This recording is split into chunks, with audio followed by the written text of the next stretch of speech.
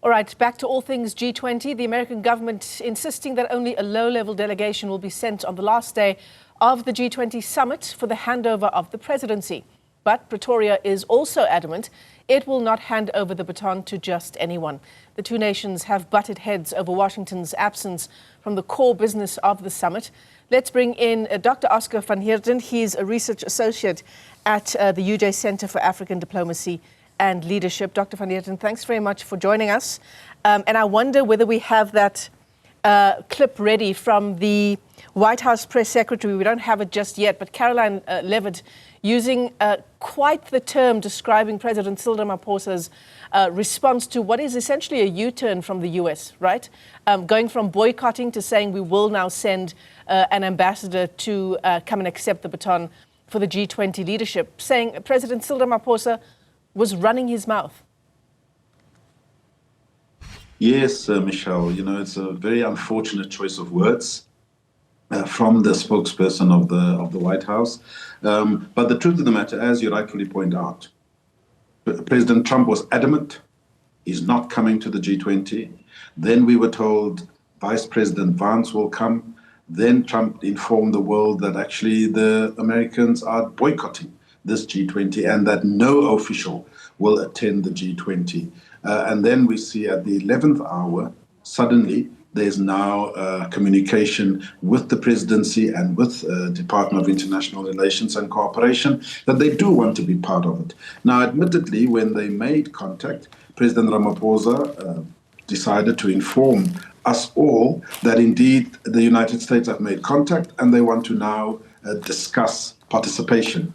What was not clear at that point was what kind of participation. And I think it's most unfortunate, as I say, for the White House press secretary to use those colorful language to talk about the president of South Africa, because all he was trying to do was to inform not only the G20 members, but also the rest of the world that is looking at this G20 for the first time on African soil, and whether the US is now going to participate or not.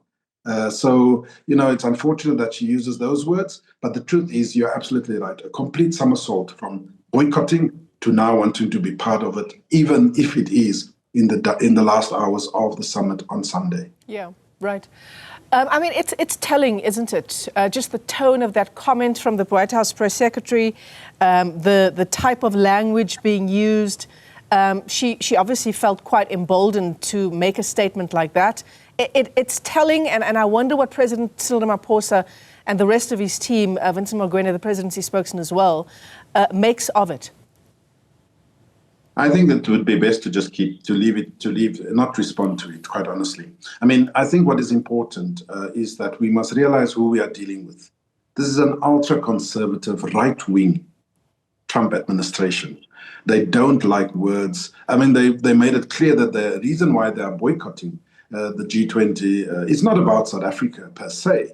It is about the theme that the South African presidency has decided upon: solidarity, equality, and of course, sustainability. These are things that this Trump administration fundamentally disagrees with. It is not in keeping with their policies, and this is why they are boycotting. And you can see the racism, the conservative racism in those remarks from the spokesperson towards our president. It's disrespectful, but I don't think the president or anyone in his team should stoop so low as to respond to that kind of statement. Right. I mean, South Africa has been dealing with the fallout with the US quite diplomatically. You'll tell us whether you agree with that or not, Dr. van Heerden.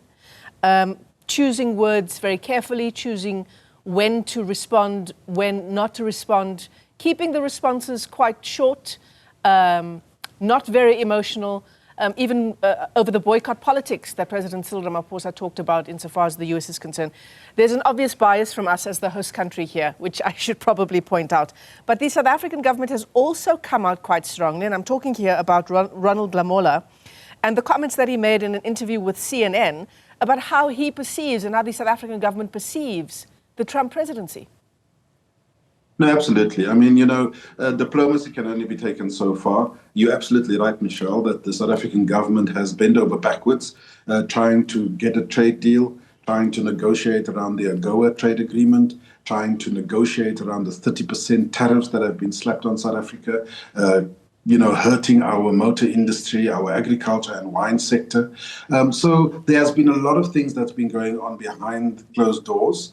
And yet the final sort of insult, and that's why I think there has been a change of tone, was when President Trump now decided to boycott the all-important G20 taking place in South Africa. And I think the President and Ronald Lamola just decided they'd had enough. Trump bluffed. President Ramaphosa called his bluff. And now we see there's a reversal. And now Ramaphosa, rightfully so, is playing politics. He's saying he's not going to hand over the gavel to a junior official. He's not interested. And if the Americans want to not be part of the final hours of the summit on Sunday, so be it. But he's going to want to do it properly. And I think indirectly, he's saying to the Trump administration and to President Trump directly, you are going to take this gavel from me, no one else. Either you come here or I come to the US, but I'm not giving it to a junior official. So we'll have to see how that plays out. Yeah, here's a quote here from President Cyril Ramaphosa. He says, the tent is G20. All countries are here, and the US, the biggest economy in the world, needs to be here. So this is the continuation of the quote. It is pleasing to hear that there is a change of approach. We are still discussing how that will manifest. As you say, very, very interesting. The President of South Africa not just acceding to this request at the 11th hour for the US to send an ambassador to take over the baton from South Africa. You see, how do you reckon it'll play out? You see, Michelle, yeah. if I could just interject, just a quick one.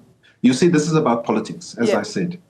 Now, you want to say, I'm sending a junior official to come and get the gavel. At the same time, you say, don't you dare have a leader's declaration because we are not part of it. And so the president is playing politics. I'm sure at some point they are going to say to the Trump administration, if you want us to give the gavel to your charged affairs, which is a junior official, then you must agree to the terms of the leader's declaration. Mm-hmm. You can't have your cake and eat it. I mean, that's fair enough, isn't it? Absolutely. Absolutely. So in terms of, we are building up to Lula da Silva, just as we shift tack now and try to talk about some other really important G20 issues, Dr. van Heerden. We know that the Brazilian President Lula da Silva is going to be touching down around 10:30 this morning. Brazil, of course, hosted the G20 summit almost exactly a year ago in Rio de Janeiro. It was India before that. Brazil's theme last year was building a just world, a sustainable planet. South Africa's theme is very much along those lines as well, solidarity, equality and sustainability. There must be a real concern with the US taking over and terms like equality now being dirty words, at least according to the Trump presidency. The US taking over when so much has been done, perhaps not practically, but so many declarations have been made. India, Brazil, South Africa, and then the US. Might all of that be undone, or will the declaration include some safeguards? You know, Michelle, that's such an important question. I think that what's been lacking in this Trump administration, in my humble opinion, is that there's been no strategic thinking at all. And I think that, as you rightfully point out, there's been a theme of the global South. You forgot to mention that prior to Brazil, it was also Indonesia. So there's been a global South G20s, the last 4 G20s. And there's that messaging comes across about wanting to engage, wanting to work with partners of the global North. And I think this is what the European leaders, the European Union is realizing, that we need to engage in a multilateral way with Africa, with the rest of the world, with the global South. Trump's administration is not seeing this. They are looking at it as an insular issue. You listened to Besset in the Oval Office a few days ago, talking about wanting to make sure that the G20 next year in America is going to benefit the American people. Very inward looking, not actually taking the global South into consideration, developing economies into consideration, and surely not Africa. And so I think that you are right. They are going to try and reverse a few of the gains that have been made over the last few years. But I do think, Michelle, it's going to backfire. It's going to backfire because The way to go forward is about multilateralism, it's about mutual respect, and it's about treating each other as equals, whether it is politically or economically. Yeah, Dr. van Heerden, the US, as you say, very inward-looking, just going on the comments from high-level officials, but also perhaps not very inward-looking at all. Dr. Arthur van Heerden is with the UJ Center for African Diplomacy and Leadership as we build up to all things G20.